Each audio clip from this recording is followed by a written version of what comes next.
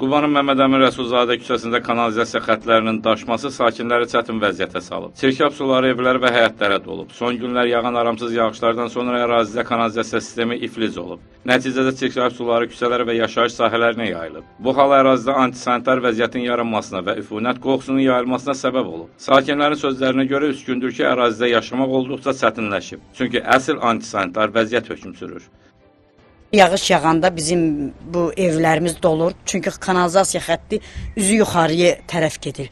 Çünki aşağıdan yer yoxdur. Qabaq var idi. Oradan barı tikiləndən sonra, yəni bizim evlərimiz bütün suyu altında qalır.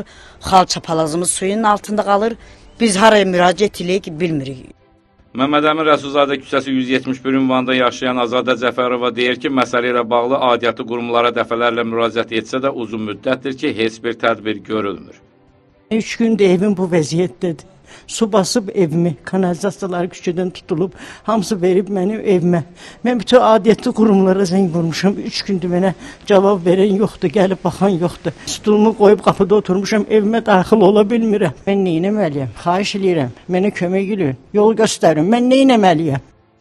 Qafqaz TV'nin çəkiliş qrupunun müdaxiləsindən sonra əraziyə texnika cəlb olundu. Amma həyətlərdə yığılan suların bir hissəsi çəkilsə də, kanalizasiya xəttinin işləməməsi problemi tam aradan qaldırmayıb. Hazırda ərazidə vəziyyət qismən stabilləşib. Ancaq əsas problem, yəni kanalizasiya xəttinin nasazlığı qalmaqdadır. Sakinlər problemin birdəfəlik həllini və kanalizasiya sisteminin bərpasını gözləyirlər. Sahib Məmmədli Elçin, Şuşalı, Qafqaz TV üçün.